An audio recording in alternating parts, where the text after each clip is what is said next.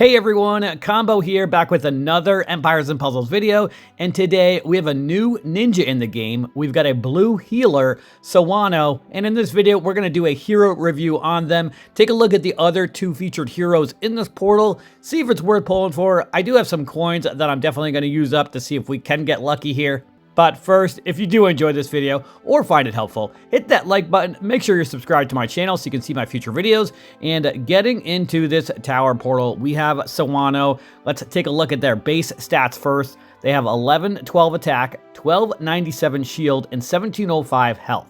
If we were to look at their maxed stats, so this is double limit broken, all emblems and master class emblems, they have 1622 attack, 1754 shield, and 2338 health. So obviously they have the best stats in the game. This is a brand new hero. But if we look at their special, they have 3 charges. So all of the ninja heroes have 3 charges.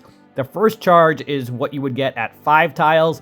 The second charge is what you would get at just under 10 tiles. So call it 10 tiles if you do not have any mana boost. And then the third charge is actually going to be at almost 15 tiles. So it is very slow, obviously, even worse than very slow categorically.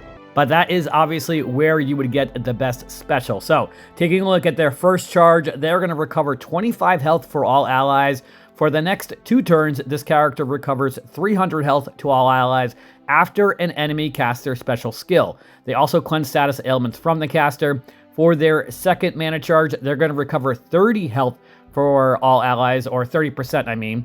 And for the next 4 turns, this character recovers 350 health to all allies after an enemy casts their special skill. And then they are going to cleanse status ailments from the caster and nearby allies. The third mana charge, they're going to recover 35% health for all allies.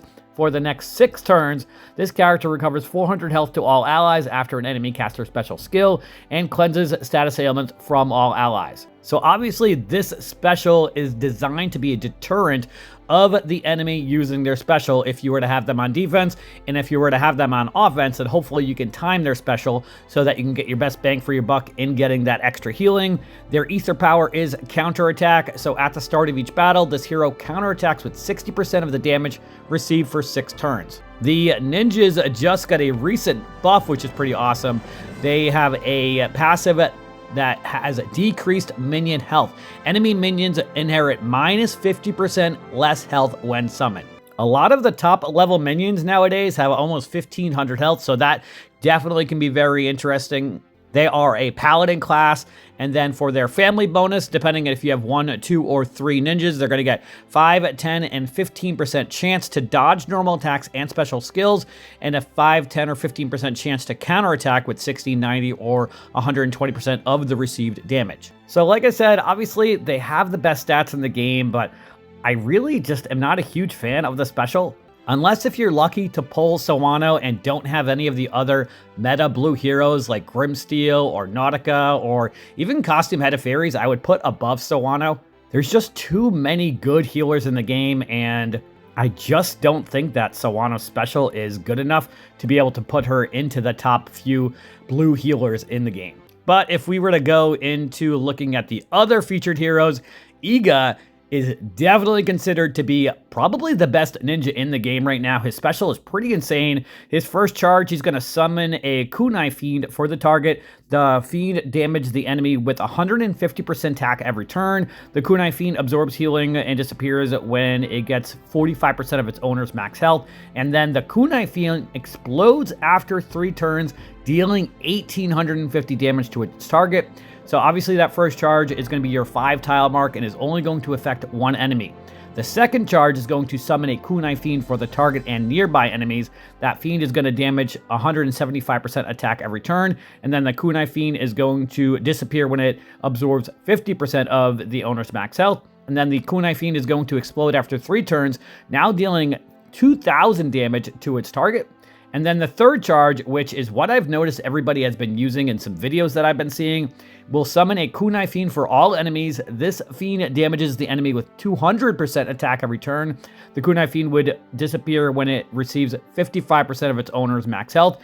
And then the kunai fiend explodes after 3 turns, dealing 2250 damage to its target. So all 5 enemies are going to get that. I've been seeing videos where this hero is just annihilating entire teams, which is pretty crazy. For their base stats, they have 1275 attack, 1054 shield, and 1720 health. For their double limit broken with emblems, they've got almost 1800 attack, 1799 attack, 1372 shield, and 2463 health. Their ether power is a little unfortunate. Fiend resist, so at the start of each battle, this hero is immune to new fiends for 6 turns. Fiends do seem to be becoming more prevalent in the game again, but I just don't feel like this is a very good ether power, unfortunately. Obviously, they have the same passives as the hero that we just looked at with the decreased minion health and then the ninja family bonus. The third ninja hero in this portal that's featured is Nomad. Nomad's base stats has 1248 attack, 1067 shield, and 1763 health. When we look at their double limit broken with emblems, they've got 1810 attack, 1444 shield, and 2411 health. For their special, they're going to deal 400% damage to the target, deals 600% damage if the target has less than 50% health remaining, and damages bypass target minions. If the target is defeated by the attack, all allies get plus 20% mana generation for 2 turns. So that's their first charge. Again, that's the 5 tile charge. For their second mana charge, this is going to deal 425% damage to the target and nearby enemies, deals 638% damage to enemies with less than 50% health remaining, damages bypass target's minions, and then if the target is defeated by the attack, all allies get plus 30% mana generation for 3 turns. And then their third charge is going to deal 450% damage to all enemies, deals 675% damage to enemies with less than 50% health remaining, and this bypasses target's minions, of course. And then if the target is defeated by the attack, all allies get plus 40% mana generation for 4 turns. And again, of course, they've got the same passes with the decreased minion health and the ninja family bonus. Nomad is definitely a pretty cool hero. I don't think he's as good as Iga or as useful as Iga, but Nomad's really good.